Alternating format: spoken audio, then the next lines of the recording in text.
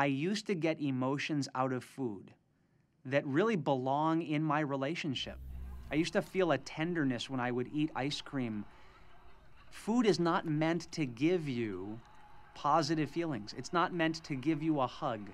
It's not meant to give you a warm fuzzy. And I've had people say to me, no, no, no, chocolate will do that for you. And I say, yes, it will. And I understand chemically it will. You need to, at some point, separate the food from the emotion that you get. And then go get those emotions where they are meant to be coming from. You know, so many people that I've worked with that struggle with eating disorders or obesity, they've lost touch with their physical body. They dissociate or they insulate. You know, for people who've experienced some sort of trauma or abuse and they've found themselves eating to comfort themselves, as they gain weight, it provides almost a protective shield. And so they've practiced numbing out their pain so they don't feel. In our culture, we're taught to have some ice cream. It'll make you feel better. And growing up like that, you build habits around stuffing those feelings down, numbing those feelings when you feel upset or emotional. And when you're traveling this journey and you're focused on the inner way, you come right up against your feelings and your emotions. And it's a scary place to be. And you know that if you eat some ice cream, you won't have to think about it anymore.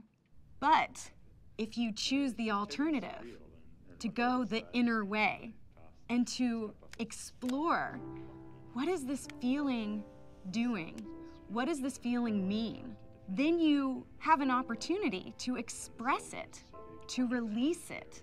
And as a result, you're healed. I have my doctorate degree in psychology. I know what we do in Western thinking. When a negative emotion comes up, rather than dealing with it, we shove it back down.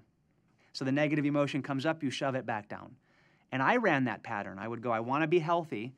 This fear of even going into the gym and having to look at other people that are healthy and deal with my own physical body. And instead of dealing with the fear, I'd shove it back down. You need to not only realize that you have the knowledge inside, you have to be willing to face these things, these fears, these negative emotions. And you need to be willing to release them and let them go. Because I teach the law of attraction. I teach the idea that positive thinking makes a difference, and it does. No amount of positive thinking released my fear. No amount of positive thinking released my sadness. I had to let these things go first. One of the turning points that I can remember was this psychologist that I started working with when I was maybe 20 years old, who was the first one to introduce me to the idea that my food was related to my emotions. And he made me write a journal where I would write on the left column what I ate that day, and I would have to write on the right column how I felt when I ate. And so, for instance, we started tracking that Nutella, which is very sweet, very smooth, very kind of gooey, would come when my emotions was more related to feeling lonely maybe, or feeling disconnected from other people, when eating chips were more related to moments of anger and unspoken kind of inner rage maybe. So I started to connect that some feelings were attracting different foods.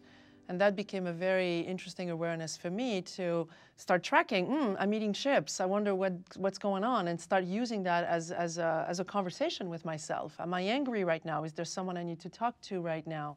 And that was the beginning of that kind of new generation, was to start building an awareness of how my relationship with my food was very much my relationship with myself.